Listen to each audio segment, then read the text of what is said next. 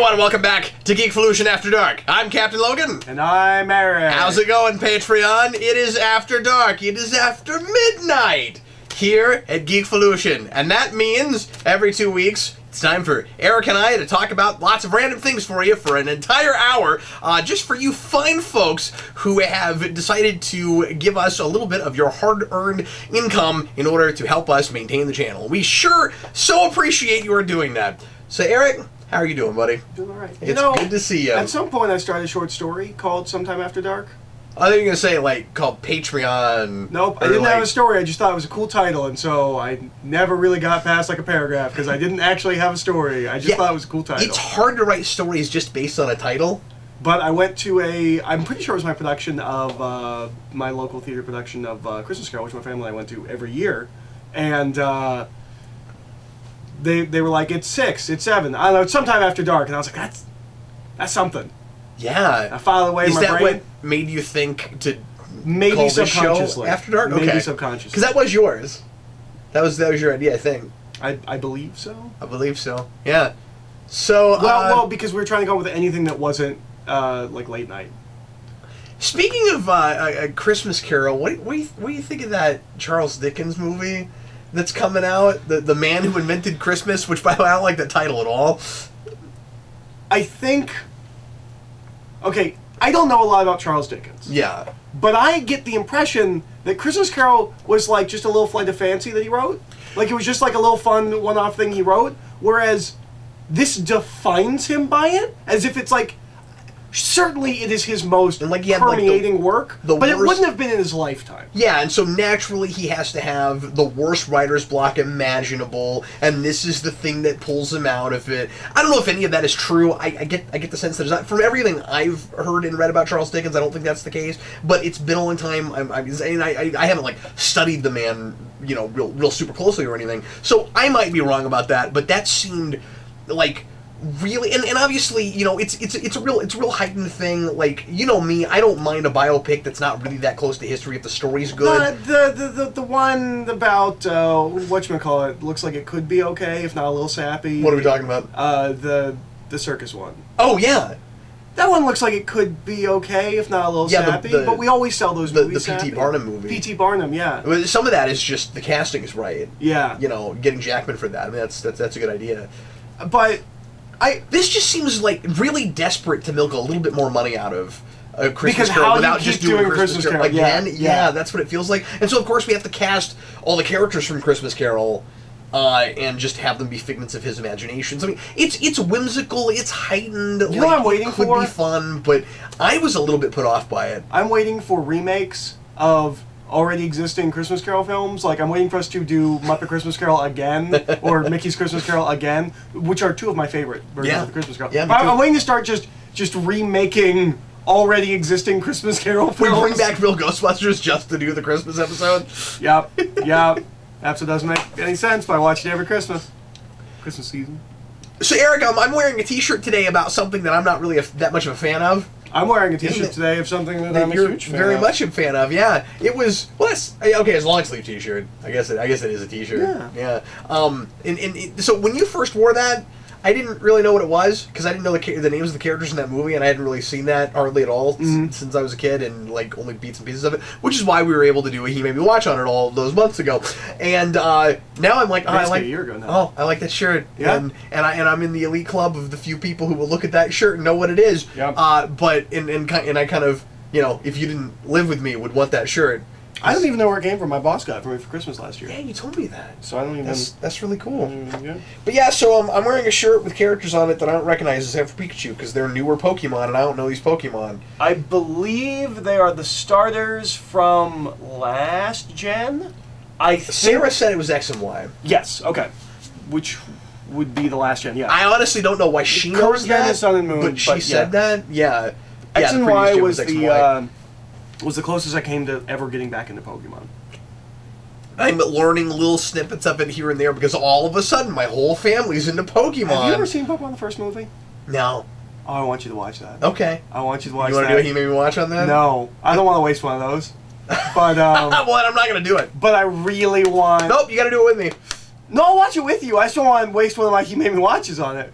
Oh, okay. Because I want to see you pull your hair We out can fit it in at somewhere. how, like, awful that narrative is. Well, yeah, but we'll probably end up doing a video anyway. Like, Well, I mean, it could end up on the if next we show. watch it together and we also do a He Made Me Watch, we can just have 2 He Made Me Watches. Like, I don't want it's not that really to a be big deal. my He Made Me Watch pick. Oh, That's the I don't want to waste. I don't Alright. want to waste a pick on that.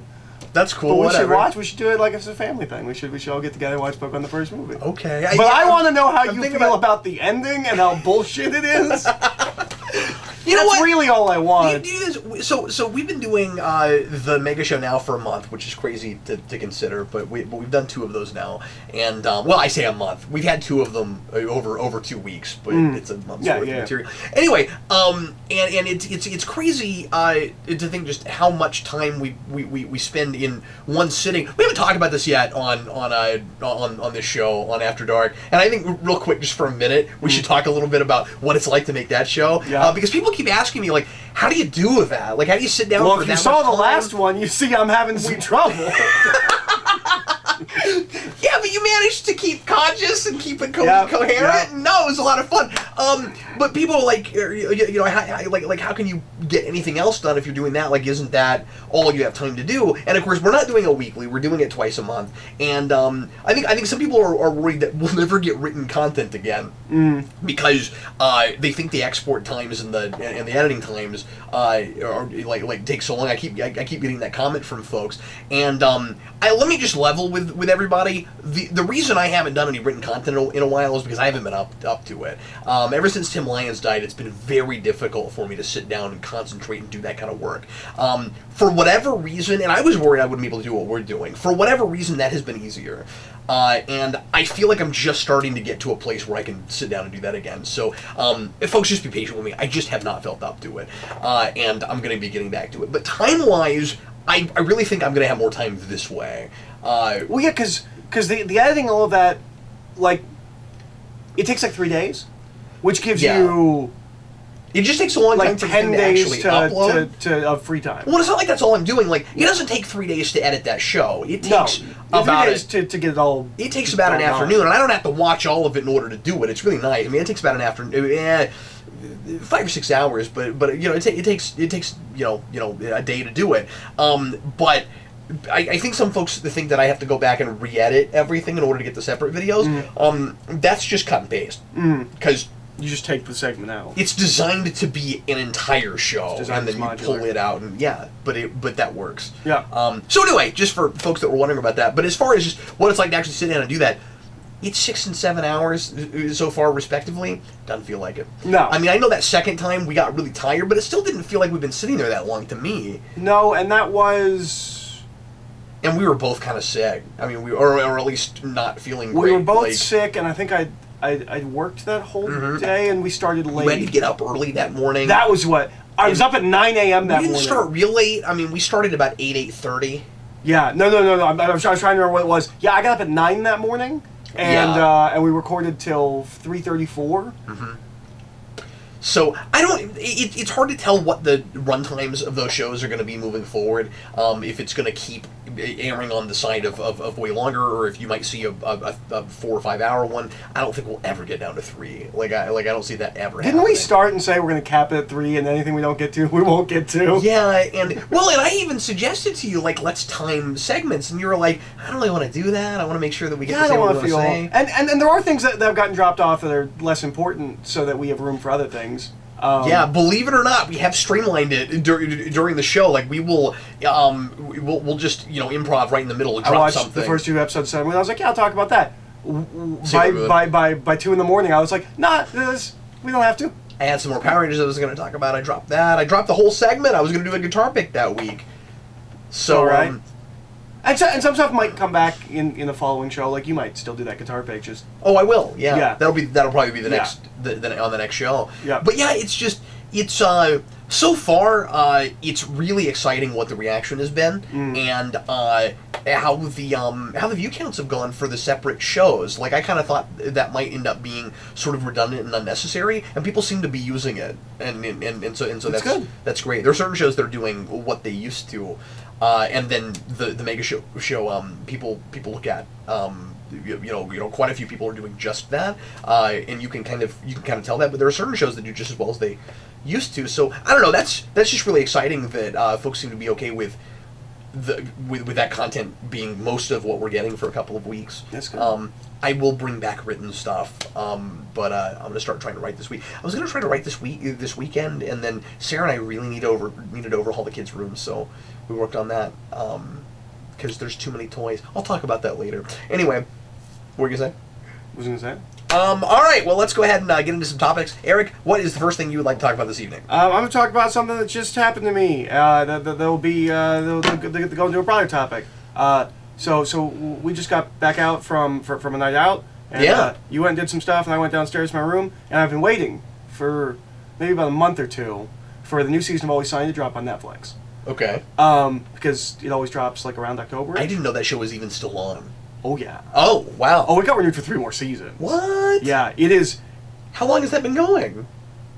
Season 12 is the season that just dropped. So the current season is 13.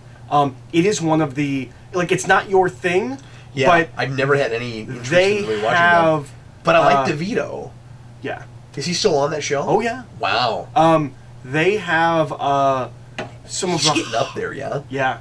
I think he's like 70 something. Yeah. They have some of the highest just quality control. It ebbs and flows, but it never stays it's kind down. of maintained its quality. Yeah. And when I go back, it's not like a Supernatural type season 12. Like no, wow. no, and they're really topical. When I go back, like some of the seasons I really didn't like, or not. I've never really didn't like a season, but there was a season or two where I was like, it's not as good. Going back, I don't feel that as much. Like it just feels like part of the whole show. But that's neither here nor there. Sure. So I've been waiting, and there's a coworker at work that we've been talking when is it gonna drop? When is it gonna drop? I don't know how long it's been out, but it's been on fucking Hulu. Both Hulu and Netflix have Always Sunny, but I've always watched on Netflix. Oh, by the way, real quick, that's part of why I mentioned the Mega Show earlier, and I never got to that point, which is because we talk so long now on just the one big show we make, I keep forgetting we can swear on this show. Anyway, sorry, go ahead. What was it? So I've always watched on Netflix because Netflix usually doesn't have commercials, things like that. All the reasons you would watch something on Netflix as opposed to Hulu, if they both have it. But I'd heard a rumor the other day that Netflix was going to drop Always Sunny. So just on a whim, while I was sitting there making my list for this show, I was like, let me see if Hulu has the new season. And it does! It has the whole new season. And I was like, well, how the fuck long has this been here? How long have I been deprived of the new season of Always Sunny? It could have been there. It could have been there for a month. Yeah. I don't know. So the larger topic. Generally not how Hulu works. I mean, is that a show? That's not a binge show. That's a show that airs weekly, right? But they only drop it season by season. Oh, really? Yeah. Hulu doesn't do that with many things. They do it with cable shows. Oh, okay. So it's it's an FX show, or I think it's an FXX show. Is that a thing? Oh yeah, and I thought it was a joke because they had this trailer for FXX. Why don't you just call it FX2 or something? That's. But this was a couple of years ago when they made the trailer for FXX, and I thought it was a joke because it was all their comedy shows. I was like, they're making fun of all those extraneous. Nope, there is an FXX. Anyway, you should star one of those. Okay. Anyways, but it's getting so hard to keep track of. No, because this is getting to the wider topic. Oh, sure, yeah. What this is all leading to. But you could have used this as a rant. What this is all leading to, I could have, but this happened to me mere moments ago. What this is all leading to is there needs to be a better way. Either to let people know when things are going to come out, or what's on what. Yeah. Yeah. What? Are you sure we talked about this the other day. Are you sure there's no website that keeps up with this?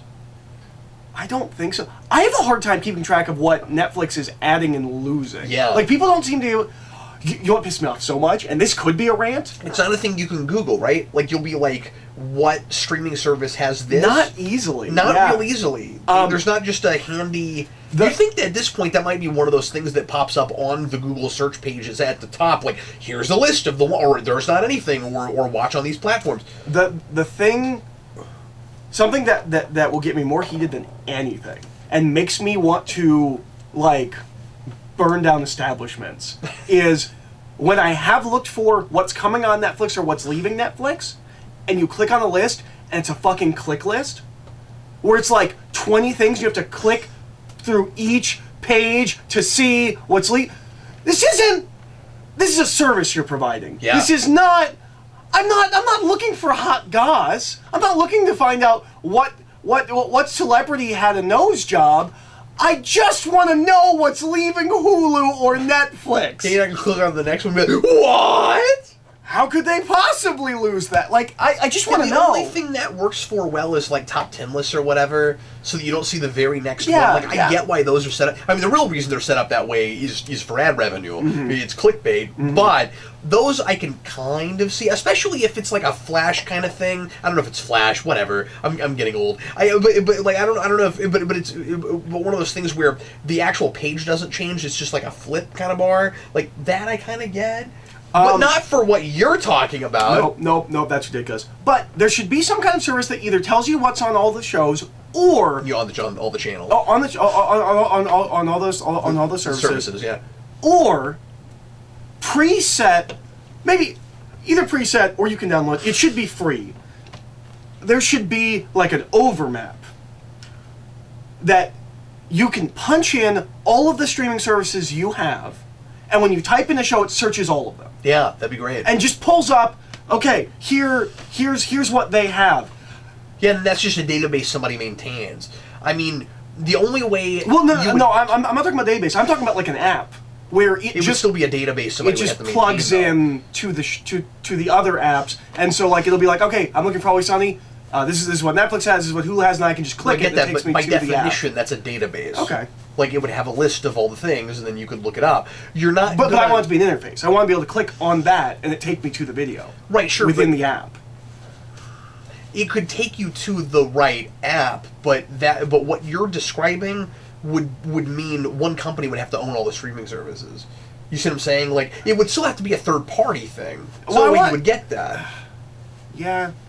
But think about it. What you're suggesting would still require a third party that owns all the streaming services, that has a subscription to each of them, so that they know what's there all the time, and then they would put it all on a list. And then when you would type in a search bar, it would search that list, and it would it would pull up. But like, maybe there'd be a link where you could go to it in that app. But that's the best you could possibly hope for. Well, I want to be able to like click it, and it brings up the Hulu app and goes to the video I want. Right, sure. Like, that's...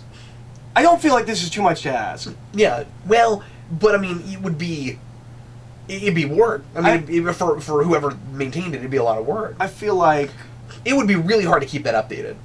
Because... But you're thinking about, like, a list. It wouldn't be a list. It would be connected to the streaming... In the same way that when you search Hulu, it brings up what it has. This would do the same thing, but it would be connected to Hulu and Netflix and Crackle and all of those. Like, you would just punch in the accounts you have, and it would be connected to all of them. I see what you're saying. That doesn't seem possible without all those things playing nice with each other and being owned by the same place, though. Yeah. Is what I'm saying. Maybe they should just all play nice with each other. Maybe they should care about us, the consumer. It would have to be a list, though. It's so hard to keep track. And not get... I just want to know what has what. Yeah. I want it as easy as possible. I don't know. There's too many streaming services at this point. But I would just take, like, having a decent way to look them up. That's fair. Yeah. I mean, I'm shooting for the moon here, but it sucks. And there's too many, and everyone's trying to do their own. And this bubble is going to burst. What we're going to see if everyone tries to do their own is there will be no streaming service. But everyone will just give up. If you had that service, it would be free advertising for the companies that you don't have. Mm-hmm. Or for the streaming services you don't have. Mm-hmm. Because it'd be like, well, it's over here, but you don't own it. Mm-hmm. That's the other thing, too, is a list would be nicer for those places, because if it only searched what you owned, you wouldn't really want that, right? You would want it to search what you owned and what you didn't, because if you knew it was somewhere else, you might consider getting... That's true. You see what I'm saying? That's true. You might consider getting another one, or getting a free trial just so you can watch it. That's true. No, you'd want to know everything that exists. That's true. No, not just what you have. You're totally which is the reason, which is maybe part of why I was thinking about it differently than you, because I was like, no, I want to know what all the availability is. No, that's totally fair. You want to know if it's on Amazon or Crackle. Does Crackle still exist? I assume it does. I don't know. Yeah. None of these services ever actually die, even if no one seems to participate. Some of them have, in them. but you're right. So. Are you good? Yeah. So I want to ask a question that can't be answered, which is just based on we talked about this the other day. Just based on all of the, and I haven't done a lot of research into this, and I'm also not a sports guy. So I will front load this by saying I don't know what I'm talking about, but I have been seeing a whole lot of discussion lately about how violent football is and how the industry as a whole is trying to lessen the impact, or trying to make it seem less violent than it is, that like the head injuries aren't as bad as they are, that the percentage, the statistics of like the likelihood of you're getting brain damage and of it like really negatively affecting your life after football if you're a football player, it is that the industry seems to be trying to downplay that really hard so that they can keep it as the cultural phenomenon that it is, and make the kind of money they are, and not just the NFL, but college and high school and everything. Mm-hmm. Could we be seeing the beginning of the end of this as an American pastime? Like, is it because I think I think not even arguably, I think indisputably football is the new American pastime. Like it's taken over what baseball was and surpassed it. Well, but here's the thing: I don't actually know if that's true. Because the only time it comes up normally... People are so addicted to it. Like, it's But are they? Yeah. The only time I ever hear about it, like, where people are excited and, like, I hear the next day people talking about the game... Yeah. ...is the Super Bowl. That's just the circles you run in. I worked in a factory. Like, even then, this is a couple of years ago, like, I didn't really hear people talk about it that much. But money talks. Like, that's true. Just look at how much money the industry makes. True. Like, no, I don't. I'm not with you there. I'm not sure what you're talking about. Like, I mean, it's certainly the most predominant sport. I think you probably know all kinds of people who watch football who don't talk about it around you. That might be true. It does seem to be, and not a pastime the way baseball was. Like, it doesn't seem as, forgive the word, I can't think of a better word, as benign as that. Like people just go, to quote the angry video game nerd, they go apeshit for it. Mm-hmm. Like it's almost this irrational addiction a lot of people have for football. And if you're a football fan, like, nothing against you. I'm not saying everybody's like that. Manos likes football. He's not like that. Yeah. And I know a lot of people who watch that sport and totally innocently, who probably don't realize that that it's a little bit more risky than a lot of people think it is. And the thing is, you can make the argument, well, as long as you know what you're getting yourself into, like, isn't it okay to do dangerous things like that if you know that they're dangerous? But I think some people don't, and I think some people who get into it don't realize the issue that. Here. That's the issue. The issue here is the cover-up of how significant the damages are. Exactly. No one goes into boxing and goes like, "What do you mean I might have long-term brain damage?" Yeah, precisely. And I think that's why. Well, one, boxing's not as big of a moneymaker. And we only care about the most popular. We don't actually care about safety and helping people. We care about the biggest thing we can hit. And boxing's down here, football's up here. We're gonna go after football before we go after the sport where people bludgeon each other. Yeah, and I don't mean to be like, but again, it's partly because there's so many people that it's affecting, and because it's making so much money. And I think a lot of people are starting to get up in arms about it because it's disingenuous that the industry is making the kind of money it is while pretending like it's not affecting adversely the people that it's affecting. That's kind of the problem. That's fair. Like with boxing, it's like, yeah, you know what you're getting yourself into. The mob's probably gonna ask you to take a dive. Like, we all know this. We all know what boxing is. But anyway, so like with I don't know where I was going with football. I kind of wonder if it's. Oh, I'm sorry. What I was gonna. So first of all, I wonder if it's possible that football ends up being what baseball is in Star Trek, where eventually it's not a big thing anymore. It does seem like it's going that way. Like, I'm seeing all over unavoidably. Oh, football might be gone soon. Yeah. Here's why that can't. Here's why. Well, okay. So it should happen, because of all of that stuff, and also I don't like the culture around football. I don't either, but I don't think people should be like not allowed to play it or whatever. Like my thing is, because I don't mean to be safety above all else. Like when people want to do like I understand wanting to take risks in order to do something you love, and but you need to know what the risks are. But you need to know what the risks are, and like as long as you have that up front, like I don't necessarily have like I wouldn't do it myself, but like I'm not going to tell someone they're doing something morally wrong if they want to be a boxer. No, absolutely. Like, but here's the thing. Once I don't think football goes away, but I think it become way smaller. Because wouldn't you agree? People think football is like NASCAR, where like it could get really bad, it could be really dangerous, but by and large, that's the exception. Yeah. If it's, I don't know. I could see it going one of two ways. Okay. Like I could see football becoming much smaller, and everyone that is involved just knows. But we're also very witch hunty, especially lately, and like. I think if we get rid of football, we will salt the earth and make sure no one can play it because that's just kind of where we are as a people right now. It'll become a stigma. It'll be a big taboo thing where we're like we can't let our kids get into the sport. Oh yeah, kids will not start. Like you won't be allowed. There will be no kids leagues for football. Well, and when I say kids, I mean high school. Yeah. You see what I'm saying? Like, but even if there were, we'll want to keep them out of that because it's too dangerous, and I mean like, I'm of two minds about it because like I said, I don't want to tell people what they can't do, but at the same time, I also don't like how we pretend like it's about academia, but it's not at all. Yes, that's a lot of the culture that I really don't like. Well, and I mean this is like what kind of double standard is that? Where it's like you have to get really good grades, but we're not going to let you know about the statistics of the likelihood that you're not going to remember any of the math that you just learned when you get finished playing the game. This is and this is across the board, all sports, and this will we'll get into some of this later, but I don't like how awful athletes are allowed to be, and we just brush it off.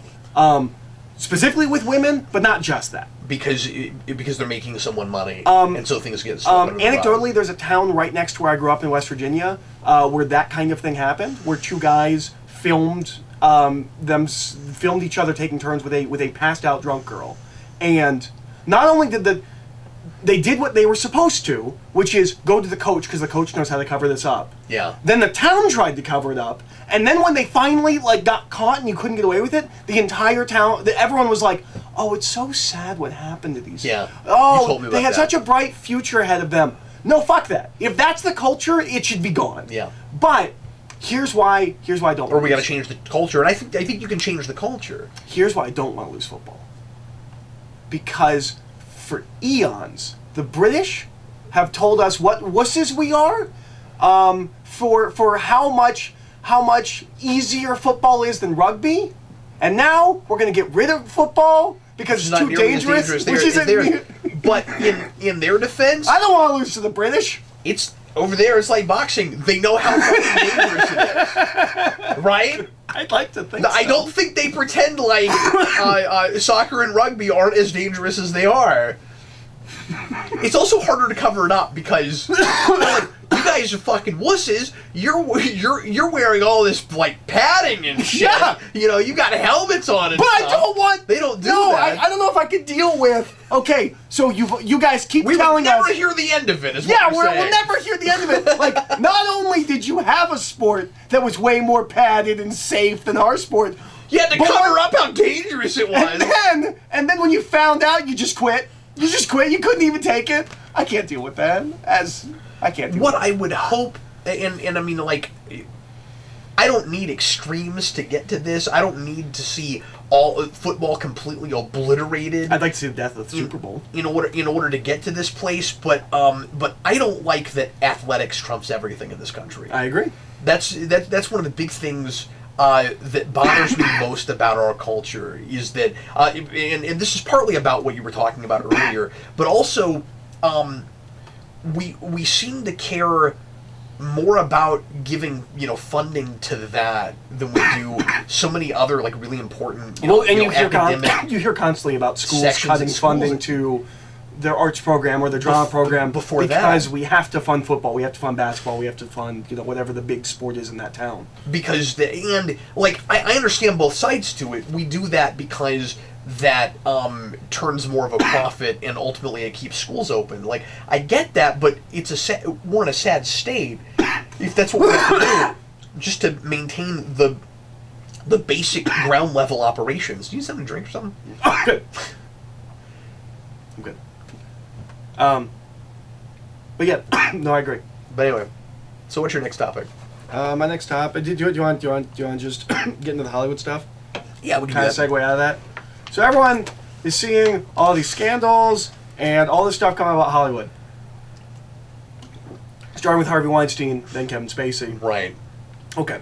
So here's... And it just keeps snowballing from there. Here's going to be my big, overarching statement about the whole situation, which I was told earlier. I don't think this is true, and I'm hoping you'll agree with me. Okay. But I said this to someone earlier, and they told me, I know you're always pessimistic, but that's too far even for you. I don't think it is. Here's my big statement about all of it. So we took all of the deplorable, self-obsessed people who just want to be in control, in power, and be paid attention to. We put them all in one place, and then we're surprised that they've all been monsters because we've paid them millions of dollars to do whatever the fuck they want. Yeah. I'm surprised by no one in Hollywood because it's Hollywood. Yeah. The thing is, it's the personality type. But we look at the machine that way, and we're more cynical about that, right? Where we say, as an institution, it's about greed. It's about manipulating people to get whatever you want. It's about control. Mm-hmm. And we look at the big corporations, and we like to point fingers at Paramount and Warner Brothers and Disney and Fox, et cetera, but without names attached, right? It's just like these big greedy moguls, and we don't have a face to them. But then, and I mean, with a lot of those companies, there are decisions and things you can point to where you're like, there seems to be seedy business and things that happens because and corruption and stuff because you're so big you can get away with it, or maybe it's not even technically corruption, but there's like loopholes and things where we're just being nasty to each other just for the sake of our bottom line, right? But not individuals. So we look at the big machine that way, and that's true. But the problem is, that's also where so many of our role models come from. Mm-hmm. And so we look at the individual separate people and we think they're exceptions. And a lot of them are. Probably. You see what I'm saying? And like, I don't want to be so cynical as to say that 90% of Hollywood is probably that way. You see what I'm saying? Like, I don't want to go that far. I think there are 90%, but I think there are plenty of individuals, and I think it's more complicated than that. I think there's also all kinds of actors you've seen in lots of things that aren't anywhere near A-list that wouldn't have the kind of power to do the sorts of things that we're talking about. That just because you got to be careful. You're right. A lot of people that are in Hollywood want a lot of attention and they want fame, and so you can see why it turns out those sort of personality types. Just like, and this sounds awful because one of my best friends is a police officer, and I know there are lots of great cops, but we know that that there's a certain personality type, that kind of street thug kind of personality type that sometimes like police officers turn into, right? Yeah, but so, police officer attracts two types of personalities: people that want to do good and like justice, and people that want to be in control of people. Yeah, and I think have you the power. Make the same argument with Hollywood and actors, right? That people go there because they genuinely love acting. And then people go there because they want to be famous. Yeah, and I think that there's an in-between, too, where there's a more innocent, benign way of wanting to be famous. But what's the story that Hollywood keeps telling us about Hollywood? Like the Kermit the Frog famous, you know what I mean? Like the rich and famous contract, you know what I mean? Like the more innocent. But what's the thing what's the Hollywood story Hollywood keeps telling us over and over again? I don't know why we're so surprised. Hollywood's been telling us this for decades. Yeah. What does Hollywood do to you? It makes you a monster. You go to Hollywood, you either live in the slums or you become a monster. These are the two things that you get at. This is every Hollywood. This is every movie about Hollywood. That's true, and that's oversimplifying it because that's great drama. But I'm saying in those kinds of movies because that makes for good drama, and because somehow or rather, and I've never understood this, the people that make those movies are able to write about, even if they're exaggerating it, or maybe in some cases they're not, what they know. It's interesting that, I mean, there's an inherent contradiction in what you're saying. It's interesting that it is Hollywood that's churning those out. So there's someone, when one of those movies gets made, at least one person who has probably not been turned into a monster yet by the machine that wants you to know about it. You see what I'm saying? So I mean, like there are exceptions. It's just like it's just like, you know, good politicians. They exist, or they see it in themselves and they ignore. I mean, that's a Joss Whedon thing, right? Like Joss Whedon spent decades writing things about. Strong female protagonist. Well, and exactly against the kind of guy that he turned out to be. Right, sure. So, like... That's true, but once again, I just want to put this in perspective and say, there are lots of just working people hoping to survive and make money in Hollywood. Absolutely. But these are the megastars. These are the people that made it. And even if they didn't go there for those reasons, I do think when you get a certain... powerful, we're seeing, like very few of the names we've heard so far are not, like, A-list ultra-powerful. But I think... There are a few. I think when you get to that level, like we talked about this a little bit when we talked about Joss Whedon, like, it's a different world. Like, yeah, exactly. Like you exist in a different place. And you and I can hearing a lot about like the expectations, you know, where it's it's almost okay for people to take for like men to take advantage of women because that's how women get to the positions that they get to and that kind of thing. As we're illuminating that and letting people know about it that this is happening, the rules are going to change. And so just because people get rich and powerful in Hollywood doesn't mean that they'll be able to keep doing that, because hopefully we get to a place where it's just not tolerated anymore. So part of it is just there was an infrastructure. And it was very old Hollywood infrastructure. Yeah, and it's been there for decades. Which is a thing I think we're like well a lot of things that people bring up about certain power structures. It's absolutely horrible. Don't get me wrong. I'm just saying that I think it's very, very difficult to say what the percentage of people who have an incident have done this. But I also don't really think there's anyone that can be announced that I'm going to be super surprised by. If Tom Hanks really had been, if that hadn't been a joke, I would have been surprised. I was so pissed when I found out that was a joke. Because I just saw a woman accuse this, and I was like, God damn it. That is a pretty funny joke, though. Anyways, but yeah, no, it's Tom Hanks did not get accused of... No, he was accused of being nice. But... No, I'm with you. I'm numb to it now. I've gotten my feelings hurt enough times that I almost don't have my feelings hurt anymore.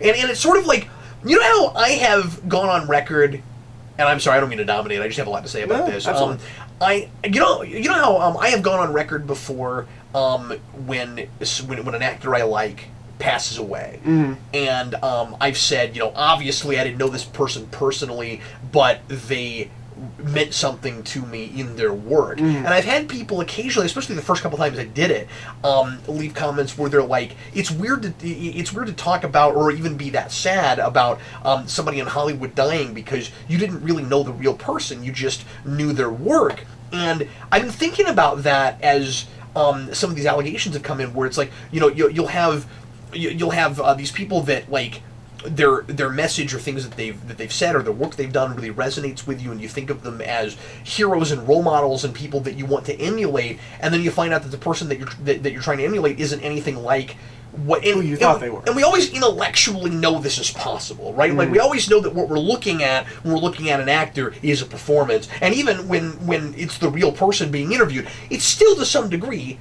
possibly a performance, right? But when it's Bill Cosby, when it's Kevin Spacey, when it's some of these guys that, like, I really looked up to, you were looking up to a facade. But then you have to remember that even in your personal life this can happen. Well, even when you go to dinner every day with somebody, it's possible that at some point you find out that they're not who you thought they were. Well, and you also This is life. This is human beings. Well, and human beings are complicated. Yeah. You can truly believe and be right in something altruistic and falter and fail as a person. And you can falter and fail in a grave way. It doesn't make what you said any less sincere or any less right. But when you're thinking about Joss Whedon when you say that. I'm thinking about Joss Whedon and I'm thinking about Bill Cosby. No, I think he believed a lot of the things he was saying, but he just allowed himself. He didn't practically preach. To just do what he felt like. But also with him, there was allegedly kind of a maliciousness to it that you didn't have with Joss Whedon. And keep in mind that this is somewhat apples and oranges that we're comparing because Joss Whedon didn't rape or molest anyone. No, absolutely. He just slept around on his wife. That's different. He did nothing illegal. He just did something immoral. Yes. Yeah. And importantly, it won't kill his career. No. And it shouldn't. No. But it still sucks, right? Like it hurts your feelings. Yeah. Yeah, I don't. What? I did see someone mention something the other day that I found really interesting, which is when we know things about historical figures like writers and when we know things about them, it's all very like postscripty. So one of my favorite books of all time is Picture Dorian Gray. I forget who wrote that, which makes me a terrible person, but whoever it was, it's famous. You've heard their name. But they were also arrested for, at least accused of, having relations with young men. In 2017, or let's say 2010 or whatever, when I read that book, or whenever the hell I read that book, like I found that information out, and it was like, oh, well, that sucks. Like, oh, okay. Like, Victorian times. Like, there was so much distance between it. You never knew anything about that author anyway. You were just reading the work. Yeah. And I'm hearing a lot of people right now talking about separating the artist from the art, and I think it is easier with actors. And a lot of people saying, really, you shouldn't do that, and that's bad. And I'm of two minds about it. I think it's a lot easier with actors than it is writers, because writers is such a personal thing. Yeah. Whereas acting, you're coming in. I mean, you're bringing something of yourself, but you're playing a role someone else wrote. You're being directed by someone else, and you're surrounded by other people also doing like. This was the thing. This was part of the thing about when they immediately announced canceling House of Cards. Was like, okay, so this guy's a scumbag. So every single person working that show is now out of a job, and now shouldn't be supported. We should never go back and rewatch that show because I felt this way about the Cosby Show because there's some really cool, fun performances in that show, and a lot of people are going to think you shouldn't go back, and people shouldn't even be allowed maybe to go back and watch. Well, I don't show. agree with that. But I'm just saying I bet there's people that think that, and I mean, like I say aloud, you're seeing that with it immediately went off syndication, stuff like that. I get that knee-jerk reaction. There's a stigma to it. Yeah, but then at the same time, that's not fair to the rest of the cast. No. I don't know. Well, I mean, part of the thing with that show was how many jokes people started finding in it, where it's like, That's true, but I think that would have happened regardless of what was in it. No, you're absolutely right. I really do. I mean, you keep going to that. I'm with you there, and that makes it for a lot of people harder to go back to. That's not even the thing that makes it harder for me to go back to. It's just the fact that he was America's dad. He was the most wholesome person you could imagine, and it doesn't have to have anything to do with sex or women or anything. He's doing stuff where I'm going, yeah, but I know what kind of person apparently you were. You know what I mean? Mm-hmm. Like, I didn't need it to broach any of that, dude. Mm-hmm. It's still hard to look at. But I'm just saying, like, doesn't it also kind of affect the legacies to some degree of the people that they worked with? Yeah, no, it absolutely does. And that's, I just don't know. It's so again, I think it's easier when... It's so complicated. I think it's easier when it's a writer, where it's a single person's vision. It's specifically like prose, but, well, it's like that with Cosby, too, because that was his show. Yeah, you know what I mean? Yeah. Whereas when it's an actor, it's a lot harder for me to be like, oh, well, I can never watch this movie. Like, you're going to watch this movie again, watch the TV show. There's so many other people involved. It's not like it's their thing, right? Like, they showed up and they did a job, and I'm not saying they didn't work hard or didn't do a good job or bring some of themselves to the role, but there's people around them, there's writers, there's directors. With Spacey, what makes it tough is that, A, he was one of the executive producers of that show. B, some of the allegations have come straight from the set of that show. Wow. And it's important to remember that the way a person conducts themselves obviously matters whatever role they're in, but especially if they're like the leader and helping to run the show and creating, like, you want to feel like you have a safe environment, and these people didn't feel safe on set. No, that makes that show harder to go back and look at. No, that's fair. I just think it's complicated. It's different than if, say, it was like Robin Wright or something. You know what I mean? Where, like, if she did something, like, atrocious. Or if someone on Lost, like, if it's, like, in a bigger ensemble. Yeah. Or Power Rangers, where that guy killed his roommate. Yeah, like, it's not like you can't go back to that season. I'm not going to go back to Wild Force, because Wild Force... But I wouldn't not go back to Wild Force. But if it was Dino Thunder, it wouldn't necessarily kill it for you. Like, yeah. I mean, I might think about that. Yeah. I mean, actually, it might help Power Rangers a little bit, because, like, it adds more of that edge. We're always looking for more edge in Power Rangers. Like, oh, that guy... but that's interesting before it's anything. Yeah. Okay, so but anyway, there's two big things I want to touch on before we leave this topic. Yeah, sure. The first one, there wasn't even really hardly a question or anything here. It was just topic. Yeah, well, that's true. These don't have to be questions, certainly. But first is I said this when this first happened with Kevin Spacey. When it first started coming out, I'm like, okay, everyone remember these are allegations, and then it all turned out to be true, and that's. I was going to say great, but... And I think it's important to remember that Netflix probably knew a lot. Mm-hmm. And they were trying to get ahead of it. But as things come out, I really do hope people continue to, in the beginning, be like, okay, these are allegations, let's wait for evidence, let's not immediately assume everyone that's accused is guilty. Yeah. So far, they've all been. Yeah.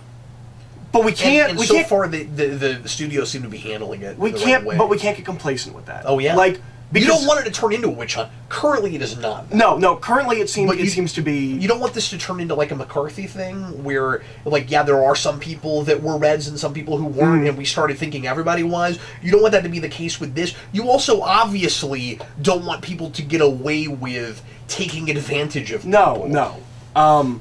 But you also don't want people to be able to threaten people with that accusation. Yeah. Like the thing with schools where kids have like threatened teachers, like because like if you make us do this, like we'll just tell them that you touched us or like something like that. Like that's happened. Yeah. You don't want that. Right. I just want people to keep in mind at all times, innocent until proven guilty.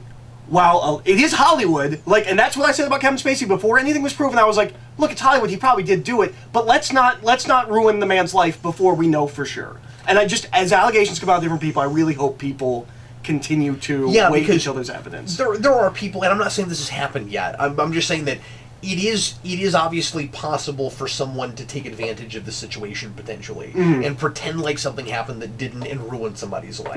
You're right, and you don't want to see that happen. And reputation. That's just as bad. Because Michael Jackson was completely cleared, and if he hadn't died as quickly as he did, like that would have ruined his life. It already did right before he died.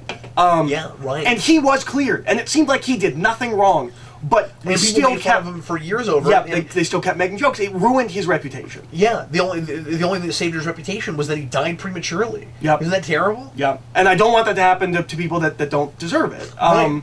The second thing is, so where is this for everything else? How come the rap industry? I'm just gonna say the music industry. How come it's not happening in the music industry? How come it's not happening in the sports industry? How come we don't just bring back all of these things we already dismissed? All of these people that have beaten their wives and girlfriends and all. Bring it all out. Let's bring it all out, all the industries. Let's just get it all on the table all at once. How come it's not happening in music? How come it's not happening in sports? Well, but also it's only been a couple weeks. That's true. You know, I mean, like, it's going to be really interesting to see where all this goes. Yeah. So before we totally get off this, do you want to talk about the name change thing? Because you were kind of wondering if Weinstein should change his name or not. Which was funny because we run trailers for movies at work, and there was a trailer for something that just came Weinstein Company. I was like, not for long. I don't have an opinion, but they immediately announced that they were going to change the name of the company from the Weinstein Company, and something about that feels wrong to me. Given how important the Weinstein Company is, especially in the '90s indie cinema market. There's something, I'm not even going to say feels wrong, I just take pause. Yeah. Where I'm just like, I don't know, like maybe that is the right course of action, but I'm not sure. I don't know how I feel about it. I don't know. And of course now I'm seeing it everywhere. Like I never thought about it before, but like we were watching The Mist. He was one of the producers on that movie. Like his name is everywhere. My thing is, if it was called the Harvey Weinstein Company, absolutely change the name. Like I totally get that. I bet a lot of people see that and don't even know it's a guy. Yeah. Or don't they will now. But didn't before. No, the legacy of that and the thing about it is, it's not just Harvey Weinstein. There were brothers, I think. It was a family. So I could see taking another Weinstein and putting his first name in front of it. And making it the somebody Weinstein Company. I could see that. Like kind of like the Walt Disney Company or whatever. That would be a good way to change the name, but still keep the name. And then what does it become? Like, do we just... If it's not one of the other Weinstein brothers, do we just pick someone at random, or do we just make it like the Millennium Company or like something like that, where it's just kind of nondescript? Yeah, or like how do you pick a new name for a production company? It's never happened before, as far as I'm aware. Nobody else here molests women. We promise. We're like the Above Board Studio. Yeah, that's great. I don't know. They should call it that. I don't know. This is all horrible in the things that are coming out and finding out just how bad it was, but ultimately it's a good thing, right? But it's not as bad as what we're going to talk about in a minute. Yeah. But ultimately, it's a good thing that the culture seems to be maybe changing. Mm-hmm. I think some people are worried that it's just that like, it's just because Weinstein's on our minds right now, so like it's not going to actually change the culture enough that in a year we'll forget all about it. Sort of like when we have gun violence, people get upset because we stop talking about guns shortly thereafter. That kind of thing. Well, I don't think this is going to be like that. Well, my big question moving forward from this, because it's not just Weinstein. I know we talked about this earlier, and I don't want to talk in circles. It's not just Weinstein. It's because part of it is it was predated by Bill Cosby. Mm-hmm. I think that helps to get us to a place where we really want to turn this around, and where Hollywood won't put up with it as much. So my question is, and we talked about this a little bit the other day, when we were talking about the Bill Cosby thing, is do any of these people work again? Because historically, this has never removed someone from Hollywood. It might have given a couple of bad years or something like that, but like people, historically, this has never killed anyone's career. I think the big ones that are... Will Kevin Spacey work again? I don't think so. And I know you and I argued about this the other day. Let me tell you why. Because his first allegation was from 32 years ago, and it's gone up since then. It's been a constant problem that he's gotten away with because he's Kevin Spacey. I think at the very least it's gonna haunt him for a long time, and he's not gonna be able to get any really good work. But he's also a little older. It's interesting that it's 32 years ago because he wasn't Kevin Spacey 32 years ago. Right. But, we suggest that we were just scullbutting this whole thing. Yeah. And I don't know what else was going on back then, but it was the 80s. You have one 14-year-old kid that isn't coming out because he doesn't want to make his whole career about that, or because there's a number of reasons people. We don't need to get into this. Yeah. There's a number of reasons that people who have something horrible happen to them they don't come out. No, it's not that. My thing is, like what we were talking about, how like he was able to quiet all this because he's Kevin Spacey. He wasn't 32 years ago. Right, but my point is, he might not have been doing it as often back then, and he might be doing it more often, or was doing it more often now because now he's Kevin Spacey. Like where there might have been a clear correlation, whereas he's getting more famous, he's able to get away with it more often. So, yeah, I don't know. I don't think it's going to destroy every person's career that has a single allegation thrown at them, but I think... Well, and there's a severity. The ones where it's... Yeah, but the ones where it's severe, where it seems systematic, where it seems like more constant and malicious, and I mean, it's always malicious. I'm just saying. Well, but there is a an allegation came out against George Takei from 30 years ago, and I don't want to downplay anything, but I'm you're a different person 30 years later. I'm not saying you shouldn't be punished for something you did but the problem is, so far, when one's come out, a bunch more have. Yeah, no, absolutely. With a lot of these guys. Absolutely. But I don't know anything else about George Takei and his history with that. So I'm not saying George Takei is like molested a bunch of guys. Like I'm not saying if something had come out about Robin Williams from the 80s, I wouldn't be surprised. But I also know he died a very different person than he was in the 80s. Right. And I mean, everyone was on drugs in the 80s. Specifically Robin Williams. Yeah. But yeah, I don't know. I really hope that it does. I hope that because we are seeing a lot of sexual harassment, like we were just saying sexual harassment, and people are equating it to rape, and like it's not always. There is a severity level. Absolutely. Not that they're not both bad, but one of these is much worse. Well, and sexual harassment is a crime. Yes, absolutely. But I hope this sticks for the people that it really should stick for. Yeah, me too.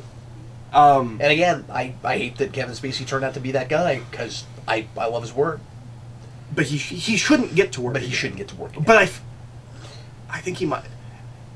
And if he doesn't, it's going to be because he was like one of the first ones, right? Like, if this happens to somebody else in 6 months, they might not work for a while. I don't know. It's going to be really interesting, because this never happened before in Hollywood. I think some of it has to do with history, though, and just how long it's been going on, that kind of thing.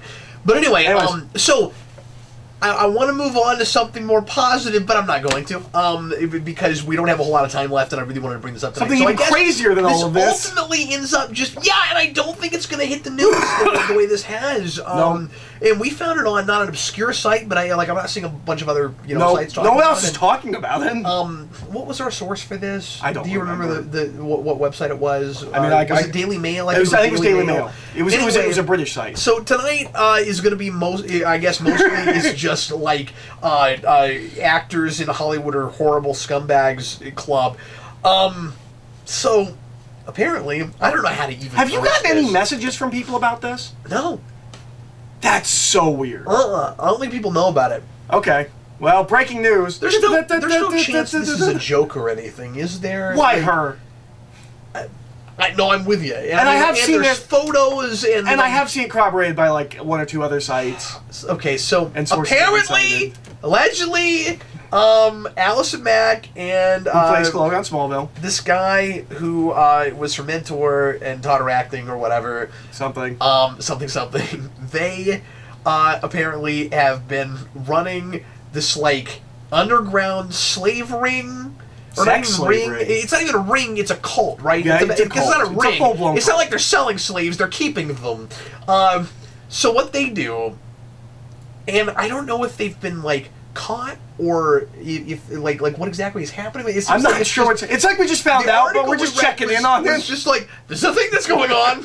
You know, not charges have been filed. I don't even know she's been blacklisted for. I don't know what's going on. So anyway, and we don't know how long this was going on. Like we don't have as much information as I wish we did, except for really disturbing details about what actually has been going on in this cult. So she and this guy, they get female slaves, and and it's like this pyramid scheme thing where it's like this really screwed up sorority where they get a girl to I don't even know, like do they sort of kidnap them, or do they sort of just it seems like they just lure them in, convince them like Scientology part of this, or if you've ever seen The Wicker Man, it's like that, where you go and you bring people to you and then they can't leave, and so like they have like really scary ceremonies and stuff, and they brand you with their initials. And if you don't get enough people, you're beaten. Yeah, like I said, it's kind of a pyramid scheme. If you don't get enough slaves, so they have to like bring more slaves in. Which apparently, according to this article, Allison Mack was the one that introduced the idea of corporal punishment. Yeah, that was her idea. It was her brainchild. Yeah, she's the scarier of the two. It sounds like. Yeah. You can go look. If you go look at the articles, there are pictures of the brandings. It's their initials mixed together to make like kind of a Kryptonian symbol. Sort of symbol. It looks too Kryptonian. It's creepy. This is the kind of thing that would have been in a Smallville episode and been like a bridge too far for a Superman thing. Like, and so like with their she is the number 2 of this whole thing. Like it's not just like she's involved. It's her and this guy are running it. So with their slaves, they have to like answer texts and phone calls immediately whenever they call, or they get beaten. And there's a lot of like it sounds like there's a lot of crazy like sex stuff and. But I have a similar question to this as I do with a lot of these like weird cults. What is the end game? Like, what do you then do? It seems like they just get off on it, right? Like I don't like. There's got to be some kind of monetary value, but I didn't see any like. The article compares it to a pyramid scheme, but it never brings up money. It never brings up. They just want bodies. They just want. Really They just want to weird. feel like they're controlling people. It's like a. If you saw it on a television episode, it seems like forced BDSM culture, right? Like, yeah. Well, if you saw it on a television episode, you'd be like, so these people are just evil to be evil? Like, what's the end game? The first thing I thought was, are they like filming it and posting it on some website somewhere or something? Because they also don't seem to like. It doesn't seem like they're like building an army or anything like that. No, there doesn't seem to be any ideology behind it. No, but we also don't know enough about it. But she did say that this organization, there's like a quote where it's like, this organization is a force against evil and for the good of women. Yeah, it's like a public organization or something. Yeah. It's insane. It's horrifying, and I have to eventually make more counting groups. Knowing this. But, well, I mean, the upside is, apparently, no one else knows, so no one's going to expect you to talk about it. That's true. Which, this is... Like, there's a weird priorities thing, right? Like, she would have been the last person. I know, and she seems so cool. Yeah. But this is a priorities thing, right? Like, so all of these famous people are getting outed for doing this genuinely terrible thing. Genuinely terrible things. I'm not downplaying any of this. But while this is happening, a genuine human sex slave ring is uncovered. No one's talking about it. Yeah. No one's At the very least, it's exactly the same level of bad. I don't know. I don't know. No, I think it's worse, but it's rape, but it's more than rape, right? Mm-hmm. Like it's because it's also slavery. Yeah, like no, it's still kind of like rape. This should be everywhere. Like just regardless of the fact that it's an actress that we all know and love from Smallville, all of us. Regardless of that, it's a sex slave cult. Did I ever tell you back when Smallville was on about the really creepy Chloe fan page I found where they had where do you think they're part of this person? cult? No, but it just makes it creepier because it was already super creepy. And I showed it to Sarah at one point. And she was like, "What the hell?" Where this guy had taken just all these. I'm assuming it's a guy. Maybe it wasn't. It was nothing but as many still shots as he could get of her face. So the whole website were just a bunch of still shots. She does have a really cute smile. Of her face, and that was creepy before, and it's creepier now. No way around it. Okay, so like, you know how I gotta say this real quick. Everybody was freaking out about how horrible 2016 was. Way worse. We beat it. We beat it by a lot. We continued to kill celebrities. I mean, like the year did. Yes. 2017 continued to kill celebrities, but then we also killed them morally. We didn't take them out. We're like, oh, you're not allowed to like this person anymore. You're not allowed to take this person. Also, and then we killed a bunch of just regular people with weather. Yep, and weapons, which is also a carryover from and not to get political, and but the obvious elephant in the room. Yeah. No reason to even talk about that. Yeah, but the orange elephant in the room. Yeah. 2017 is so much worse than 2016. It's almost embarrassing if you wear a I Survived 2016 shirt. The orange at this elephant point. with his like really little tusks. It's hooves. They're hooves. They're tiny hooves. Okay, so I am now behooved to move on. So we can't. We're kind of past time, but we can't end the show with Allison Mack runs a sex slave cult. So these are just words I never thought I would put together. But on the other hand, I guess I'm glad we have a show for it. Whatever. Anyway, so Eric, let's do like we did last time, just a couple more really quick, fun, harmless ones. Okay. Do you have one like that? Yeah, and then I'll do one like that. And my last one is going to be a list like it was last time. I'm going to make you do a list. Mine kind of is, but not like that. Okay. Yeah, sure. So these are fun. I'm having my fun topic is just what's some traditions that you had like when you were younger that you don't do anymore, and you're either happy about that or you don't like about that. And what's some that you've started? Oh, wow. Mostly holiday traditions. Jeez, I'm not even ready for this. Okay, do you have any? I guess like there's Like, give me a good example. I mean, we've my family's always done the you open one present on Christmas Eve thing. I know a lot of people do that. That's one. We do most of them Christmas Eve. Yeah, you do. And then it's all the Santa presents the next. Did when I was a kid. No, but that makes so much sense. You open all the family presents, and then the Santa presents are the next day. Right. No, that makes a lot of sense to me. Because you're still pretending like a, big fat bearded man. Yeah. Showed up. Broke into your house and left you stuff and drank your milk and cookies. Nothing. No matter how bad you try to make Santa sound, he doesn't sound as bad as the Easter Bunny who breaks into your house and hides shit. That's so much worse. Also, he's a giant rabbit. Like a human being, I can conceive of. Still, he knows every nook and cranny of your house. And this will never happen again. It makes me really sad. Every year, my grandmother made a Jell-O mold, and basically just specifically for me. Like other people ate it, but it was for me because I really liked it. And at some point, I'm like, no, it's tradition. It's originally it was every Thanksgiving, but I think she started making it for Christmas too. But that was a thing. Every year, I got to have that, and that's gone now. But yeah, I don't know. I think traditions are interesting. No, absolutely. You just put me on the spot. Stuff's not coming to me. I know we have stuff. Most of the traditions we have, in my house now are things that Sarah's family did that we adopted that we didn't really do when I was growing up. I don't know that I've really added a whole lot to that. One of the ones my family always did was, at least up until a certain age, is there's a very specific book of the hell is that? Is that called? The All Through the House, not Creature Stirring, not even the Mouse.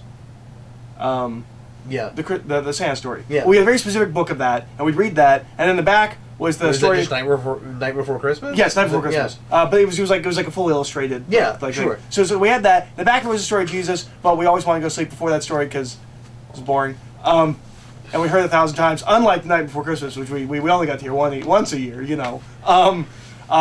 We all get bored of that at some point. We just stopped doing it. I don't even think my mom reads that book anymore, but that was the thing when I was a kid, that's what we did every I'm not going to do that to my kids, because... Well, maybe a Night Before Christmas. I'm not going to try and do the story of Jesus thing, but the Night Before Christmas, I don't think that's a bad thing to read every Christmas before you go to bed. Yeah, there's certain movies we do every year. There's a couple of the claymation Christmas movies. I've built my own at this point, because I've been on my own for so long. I've got the ones I watch every year. Yeah. Every year now, I do the. Do you know about Portable North Pole? With the internet video messages that you can get. You told me about these last year, but I didn't actually see any of them. Yeah, I do those for my kids. Oh, Freddie's gonna freak. He didn't last year, but he's gonna be able to comprehend better this year. Yeah, you're right. No, Freddie's gonna freak. No, maybe he will. Yeah, I hope. That's a thing we do every year now. That's a lot of fun. Do you do the NASA tracker? No, we've never done that. We did that once or twice, and my little brother lost it when he was 5. That's pretty cool. Yeah. Which is great because it was never where you are. They would always get close. NASA's geniuses. I'm so glad we defunded that because statistically, it's not going to be right there. That's great. But yeah, I find traditions fascinating. I find absolutely. The individuality of families and things are similar and different. No, I've got a lot of what I miss is stuff from my dad's parents who are both passed now. So a lot of it's just food and stuff. There's a. I'll never have her deviled eggs again, and grandmother made French silk pie every year, and a lot of stuff like that I miss. And I miss just having Christmas there. There was this kind of limbo for a while where it was where's Christmas going to happen? I miss having all of a family together in the same place, as opposed to every year it changes, or you have a bunch of different ones, or we always had some different ones because my parents have been divorced for most of my life. But at least my dad's side, we all were there at his parents' house, and it's all kind of fragmented now. A little bit less so on my wife's side though. So I guess at least one of her sides, because both of our sets of parents are divorced, and that makes things very complicated. Every year. 4 Christmases. They made a movie about that. So, is that what that's about? Yeah. Okay. On Christmas, they try to hit never all of their occurred to me appearances. to even ask the question, what does that title mean? I didn't see it, I just saw the trailers. So, Eric, I've been on... Yeah, I didn't pay attention to the trailers. So, as you know, I've been on a big Ninja Turtles kick. Yes. And we both of us really kind of have been. And I guess we'll announce this here just for these guys. Will this go up before? It should... It might not. I'm not sure. Well, in case you don't know about it already, our third episode of the Omnibus is going to be mostly Ninja Turtles themed, or at least partly Ninja Turtles themed. There will at least be a Ninja Turtles thing in each category. Most of almost not every he maybe watch. Not not Guitar Pick. Yeah, I mean, I've been looking, but I'm not going to find anything. And probably not read a book. I want that to happen for read a book, but realistically, I don't think I'm going to have time to read the thing I was hoping to get and to get my hands on it. Anyway, so here's a question for you. Do your favorite versions of the characters in Ninja Turtles all come from one place, or do you have like a favorite from different iterations of different characters? That's interesting. For instance, like, is your favorite version of like the Ninja Turtles all from the same movie or from the same place, or do you have like a favorite Leonardo from here and a Michelangelo from here? And because mine changed like all over. I'm gonna say yes and no. Okay. I think outside of the original Eastman Laird comics, which is what I see when I close my eyes and you say Ninja Turtles. Well, and see, the thing is, I have that to some degree too, but that's not my favorite version of any character. That's just my favorite aesthetic of it. Yeah. That's fair. My favorite version across the board is the 90 movie. I think that is... I still think that's definitive work on Ninja Turtles, at least as a concentrated whole, and I've not read enough of the IDW to really know. But when I'm reading Ninja Turtles comics, the voices that I hear is Raphael from the 90s movie. Michelangelo is always whichever the most recent Michelangelo I've heard is. Sometimes TMNT, sometimes the 03 series, sometimes the movie. Like, he's just whatever the most recent version I've heard is. Donnie's usually the 90s movie, sometimes 03, and then Leo is always 03. Interesting. But I don't know if all of those are my favorite. Like, Leo's kind of stick in the muddy in I mean, really 03. a lot of things, but yeah. Well, but 03, he gets a lot of... He's almost the main character of 03. So, like, he kind of gets going, and he is my least favorite turtle. Although I like him in the 90 movie. I don't know if I have favorite versions of them. But I have favorite voices. Yeah, sure. And they're very similar across most, especially after the 90 movie. The 90 movie kind of defines the Ninja Turtles moving forward, I think. No, I think it does too. I mean, at this point, it's really hard for me not to say my favorite versions of most of those characters. And I don't even mean just the Turtles, like other characters in it, are from IDW just because we fleshed them out so much. Sure. And made them come alive and I so really much. want to sit down and read that stuff. But definitively, I think the best Michelangelo is in the IDW comics. But like my favorite Donatello still is probably the '87 cartoon. Interesting. And part of that, as you said, is the voice. But like, character dimension wise, it's IDW. Leonardo, that's that way also. But movie Leonardo is my favorite, and movie Raphael is my favorite, and those kind of are married to me. So that and I think my favorite version of the Shredder is also the '90s movie. Maybe, I'm not sure. More so than 03? Well, I haven't watched enough of 03. I like what they did with that, but I don't know if ultimately it's my favorite. You know what I mean? I'm going to say something absurd. Yeah. I don't have a favorite Shredder. No one has yet to nail exactly what I think the Shredder should be. Oh, interesting. Okay. That's fair. No, that's totally fair. He might get better in IDW, but where I left off... I'm honestly not sure if you're going to be happy with what ultimately is done with him in that. Where I left off, which is around issue 15, the first time they fight the Shredder, they beat him and say, "I'm unimpressed." And I was like, I kind of am too. Splinter jumps around... Splinter's always the movie one for me. Yeah, that's fair, but I'm surprised by how much I like the 2012 version. I mean, I really like the version in that new cartoon is really cool. So I don't know. He's a little big for my taste, just aesthetically. Well, yeah, but I like how he's written in that show. Again, IDW Comics is fascinating because he's so morally ambiguous. And then April, it's the '90 movie. It's your definitive April? Yeah. Yeah, I might have that. Although I do Eastman Laird might actually be the that might be the one character I'm like, oh yeah, Eastman Laird is the definitive. Maybe. Interesting. I like her. I like things about the 03 version. Yeah, me too. I mean, 90s movie also has my definitive Casey.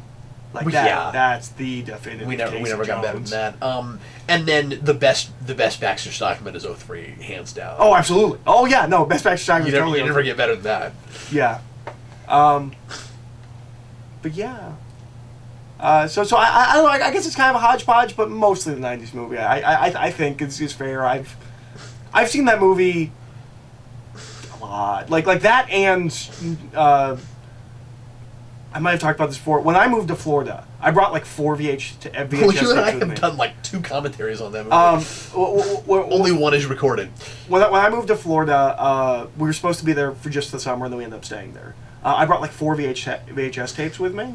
And 2 of them were. You realize you should have brought like 20. Well, yeah, I didn't know I was gonna be staying for like a year. Like it was a little while before we got the rest of our stuff.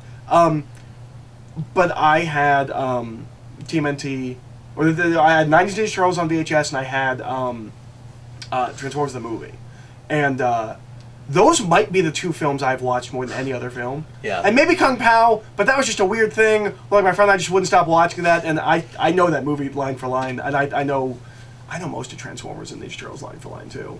Those 2 movies might be the movies I've watched the most. Well, maybe and Ninja Turtles is like 89 for me. Well, it's not quite there, but like that's probably the second movie I know the best. As far as like being able to go line. It's just a great movie, and I want to watch it often. Yeah, same here. You just want to be in that mood again. Yeah. But yeah, there's so many iterations now. I think it's getting almost as interesting to do that with Turtles as it is with Batman characters. With like what's your definitive? Of each separate character. I mean, for me, it kind of comes down to the '90s movie. Like that is the definitive version of Ninja Turtles for me. Yeah. It is the version that everything else has to hit the bar of. Especially for me aesthetically, like even with just what I like the grimy and the gritty. Yeah, but I also just love those character designs like so much. Well, they're a little big for me, and they have to be because they're puppets with guys in them. Yeah, but I like that. But I like my turtles a little bit smaller. Again, that comes from the fact that when I close my eyes, I see Eastman Laird, but they're smaller. Yeah. Well, and again, some of that is which is why I was for me. so angry because after TMNT, they were talking about doing a sequel where it was going to be live action. They were going to do a live action sequel, and they were going to get Sarah Michelle Gellar, and they were going to get Chris Evans. Yeah. And they were just going to do Turtles CGI, and I was like, yes, perfect. Because as far as like animated versions, I think TMNT is the best aesthetically. And I loved their height to the human height, and I was like, yes, we'll just take those character models, we'll make them look a little bit more realistic, we'll throw them in the real world, and they'll be perfect.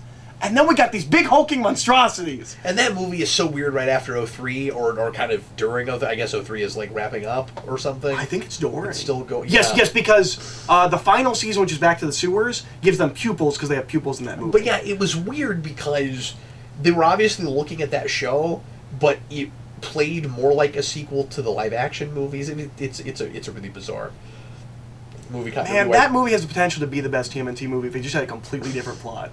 Yep. Because aesthetically, I'm here for that movie too. And even like the writing of that movie is really good. They just don't have a very good story. Yep. Anyway, we are well over time. Everybody, thanks always for watching Geekvolution After Dark. We sure appreciate it. And this is an interesting show. Yeah, it's sandwich fun between just darkness, just like the heart of darkness, like the blackness of humanity. Ultra depressing. Yeah, I hate that we even have to tackle that. I mean, we don't have to. We could have avoided it completely, but hard not. It's on our minds, you know. And that's what the show is. We're talking about what's on our minds. Yeah, absolutely. It's on all of our hearts and minds. Anyway, folks, thanks a lot for watching. Thanks for your support. We sure appreciate it. Feel free to leave comments and chat amongst yourselves in the comments. And what are your favorite iterations of Ninja Turtles individually as characters? Yeah, just talk about that. Don't talk about anything else, or Allison Mack, because no one else talked about. Spread the word. Let everyone know. Yeah, no, that everyone should be talking about. Let people know about that. Anyway, thanks again for watching, folks. I am Captain Logan. And I'm Eric.